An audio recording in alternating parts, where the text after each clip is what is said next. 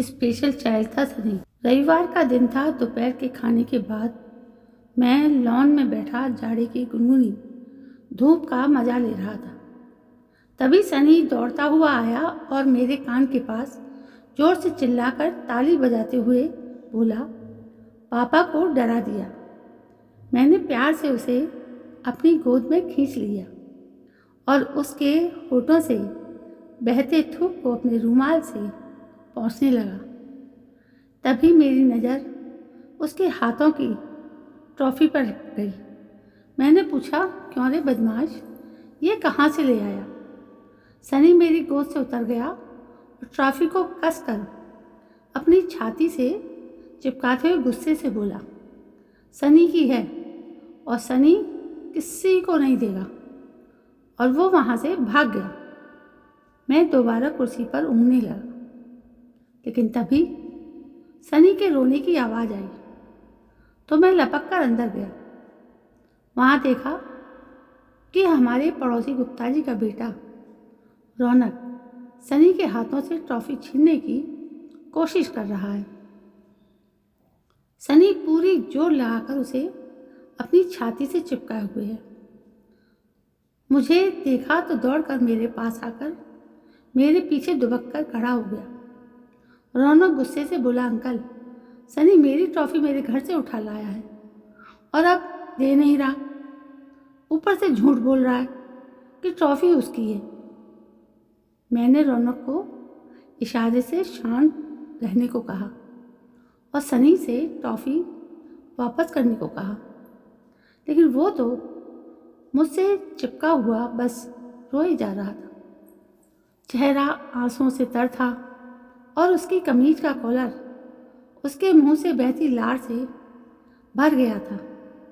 मैंने रौनक से जाने को कहा तो वो ट्रॉफी लिए बगैर जाने को राजी नहीं हुआ।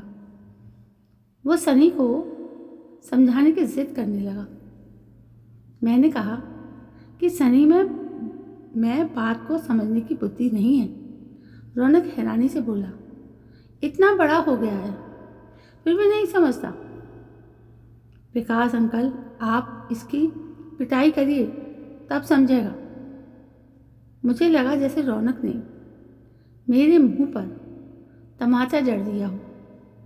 हाँ, सनी इतना बड़ा है कि उसे दूसरों की चीज़ें उठाकर न लाने की समझ नहीं होनी चाहिए, पर मैं कैसे कहूँ कि मेरे इस 10 साल के बेटे का दिमाग 2-3 साल के बच्चे जैसा है। किसी तरह रौनक को समझ उसके घर भेजा और सनी की तरफ मुड़ा तो वो अपनी बेढंगी हंसी हंसता हुआ घर के अंदर भाग गया। एक गहरी सांस लेकर मैं भी अपने बेटे को समझने की तरकीब सोचता हुआ उसके पीछे चल दिया। मेरा बेटा सामान्य बच्चा नहीं है, वो मानसिक रूप से अविकसित एक स्पेशल यानी कि एक स्पेटिक बच्चा है। उसका शरीर तो अपनी उम्र के अनुसार बढ़ रहा है, मगर मस्तिष्क का विकास अटक गया है। वो चलता फिरता है, लेकिन उसकी शारीरिक मांसपेशियों पर उसके मस्तिष्क का पूरा नियंत्रण नहीं है। इसलिए वो एक तरफ झुककर टेढ़ा मेढ़ा चलता है और उसके मुंह से थूक बहता रहता है। तो किसी भी वजह से बढ़ने वाले एक्साइटमेंट से वो और तेज़ी से बहने लगता है। ना वो साफ बोल सकता है, ना ही कोई बात ज़्यादा देर तक याद रख सकता है। हर बात उसके सामने बार बार दोहरानी पड़ती है। सबसे बड़ी बात यह है कि उसे डांट फटकार नहीं सकती, क्योंकि ऐसा करने से उसे फिट पड़ने लगते हैं। हमारे घर का सारा ढर्रा सनी की बीमारी की वजह से बिगड़ गया है। घर में हमारी बेटी रूही भी है, लेकिन उसका बचपन भी घर के माहौल की भेंट चढ़ गया है। हर बात में हम पति पत्नी उसे सनी के साथ समझौता करने के लिए समझाते रहते हैं। मैं घर के अंदर पहुंचा तो देखा सनी अपने बिस्तर पर ट्रॉफी पकड़े हुए लेटा है। मुझे देखते ही उसने झट से ट्रॉफी को तकिए के नीचे छिपा दिया और खुद उसके ऊपर उल्टा लेट गया। मैंने उसे बहलाने की कोशिश करते हुए पूछा, सनी, अपने पापा से कुछ छुपा रहे हो? लेकिन पापा तो ढूंढ लेंगे। और मैंने जैसे ही तकिए को हाथ लगाना चाहा तो उसने सिर हिलाते हुए चिल्लाना शुरू कर दिया। आजकल उसे गंदा शब्द से बड़ी चिढ़ हो गई है, इसलिए मैंने कहा कि उसका तकिया गंदा है, इसलिए उसे हटना पड़ेगा। लेकिन तकिया हटाते ही सनी ने ट्रॉफी फिर से उठाकर अपनी छाती से चिपका ली और साथ ही उसके दांत भिजने लगे। उस वक्त घर में और कोई नहीं था और सनी को फिट की हालत में अकेली दवा पिलाना आसान नहीं था, लेकिन फिर भी दवा उसके मुंह में डालने के साथ उसकी पीठ सहलाकर मैं उसे शांत करने की कोशिश करता रहा और मन ही मन मनाता रहा कि मेरा बच्चा फिट के भयानक पंजे से जल्दी निकल आए। दवा अपना असर दिखाने लगी और सनी शांत होने लगा। ट्रॉफी पर से उसकी पकड़ ढीली पड़ने लगी और थोड़ी देर में वो निढाल होकर सो गया। मैंने ट्रॉफी उसके हाथ से लेकर कमरे के बाहर रख दी और खुद भी थक कर सनी के पास ही लेट गया। जब सनी पैदा हुआ था तब हम सब कितने खुश थे। रूही के बाद सनी के आ जाने से हमारा परिवार पूरा हो गया था। हमारा बेटा गोल मटोल इतना प्यारा था कि सभी उसे प्यार करने को आतुर रहते। पड़ोसी और मोहल्ले वाले सनी को हाथों हाथ रखते थे। शुरू के कुछ महीनों तक तो हमें मालूम ही नहीं था कि हमारा बेटा सामान्य नहीं है। हाँ, उसने करवट लेना, उठना वगैरह दूसरे बच्चों की तुलना में देर से शुरू किया, लेकिन मेरी पत्नी हंसकर कहती कि हमारे मोटे लाला अपने मोटापे की वजह से सुस्त हैं। उस दिन दिवाली थी। हम लोग घर के बाहर खड़े होकर दिवाली की रौनक देख रहे थे। सनी अपनी माँ की गोद में था और पटाखों की आवाज़ से परेशान होकर रो रहा था, इसलिए मेरी पत्नी उसे लेकर अंदर चली गई। लेकिन थोड़ी देर बाद उसने मुझे अंदर आने को कहा। जब मैं वहाँ पहुँचा तो देखा कि रोते हुए सनी के हाथ पांव ऐंठ रहे हैं और मुंह से झाग निकल रहा है।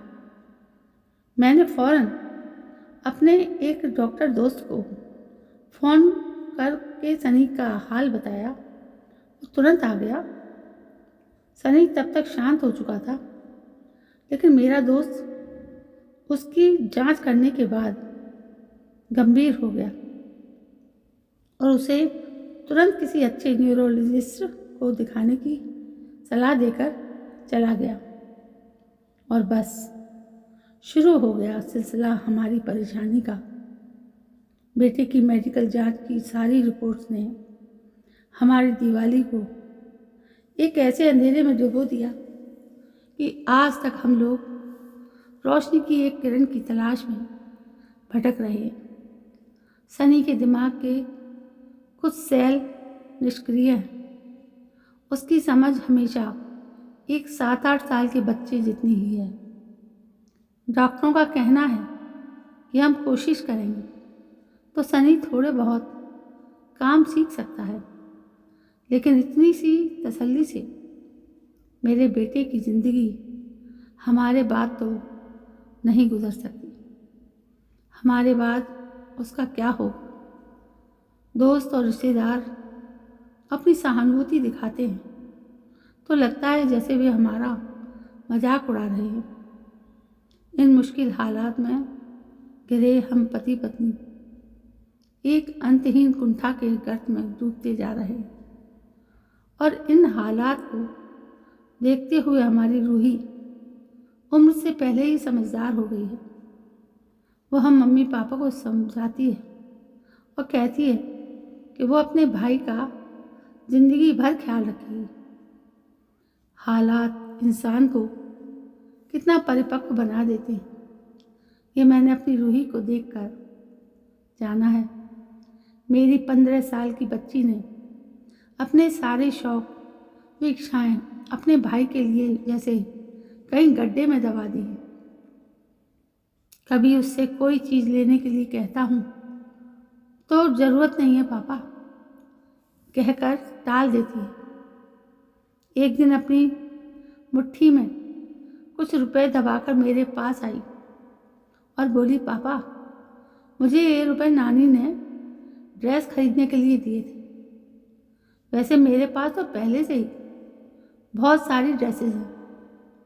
ये रुपए आप सनी की दवाइयों के लिए रख लीजिए, अपने दोनों बच्चों के लिए। मेरा दिल रोता है। एक को कोई समझ ही नहीं है और दूसरी ने सारी समझदारी अपनी छोटी सी उम्र में ही हासिल कर ली है। खुद को सामान्य और सहज रखने की बहुत कोशिश करता हूँ, लेकिन जब सनी के भविष्य का ख्याल आता है तब सारी सहजता धरी की धरी रह जाती है और मेरा मन इस कभी न सुलझने वाली परेशानी में उलझ कर रह जाता है। कहते हैं कि इस दुनिया में असंभव कुछ भी नहीं है। इसी आस में मैंने अपने सनी के जीवन में भी कोई चमत्कार के होने का इंतज़ार शुरू कर दिया, मगर कुछ भी ऐसा नहीं हुआ जो हमें और हमारे बेटे को थोड़ा सा भी सुकून दे सके। डॉक्टर, वैद्य, हकीम सभी के इलाज करवाने के बाद भी कोई लाभ न होने पर हम पति और पत्नी हर मंदिर और मज़ार की खाक छानते रहते कि शायद कभी कोई चमत्कार हो जाए। लेकिन वक्त ने शायद कुछ सीमाएं निर्धारित कर रखी हैं, वो भी ऐसी परिस्थितियों में हमें सिर्फ जूझने की शक्ति ही देता है। लड़ाई हमें खुद ही लड़नी है। आजकल मैं अपने परिवार को लेकर एक छोटे से पहाड़ी कस्बे में आया हूँ, क्योंकि यहाँ के एक पुराने पेड़ के बारे में एक कहानी प्रसिद्ध है। हम दोनों को बहुत लोगों ने सुनाया है कि हर रोज़ शाम 5 बजे से रात 12 बजे तक यहाँ एक वृद्धा आकर बैठती है और किसी का नाम लेकर पुकारती रहती है। कस्बे के लोग बताते हैं कि वृद्धा का एक बेटा था जो अपनी बीमार माँ के लिए कोई जड़ी लेने इस पेड़ के पास आया था और जड़ी तोड़ने के समय पैर फिसलने से नीचे खाई में गिरकर मर गया था। अपने उसी बेटे को पुकारती हुई दुखी वृद्धा रोज यहाँ आकर रोती है। सुना है कि कभी कभी उसका रुदन दिल दहलाने वाला होता है और उस दिन अगर कोई अपने बीमार बच्चे को वृद्धा की गोद में डाल देता है तो बच्चे की बीमारी ठीक हो जाती है। अपने सनी को लेकर हम रोज उस पेड़ के पास दूसरों के कहने पर आते हैं। मेरी पत्नी को मालूम है कि यह अंधविश्वास है, पर यह भी मालूम है कि यदि हम इन नौटंकियों में हिस्सा ना लें तो अंधविश्वासियों के एजेंट, पड़ोसी, रिश्तेदार सहयोग रोज कह कहकर हमारा जीना मुश्किल कर देंगे। हम इस जगह छुट्टी मनाने आए हैं। यह पेड़ या बुढ़िया कुछ नहीं कर सकते, ये हम जानते हैं। तो दोस्तों, कैसी लगी आपको ये कहानी? यदि पसंद आई तो लाइक, शेयर, कमेंट करें। कल मैं फिर हाजिर हूँ। तब तक के लिए जय हिंद।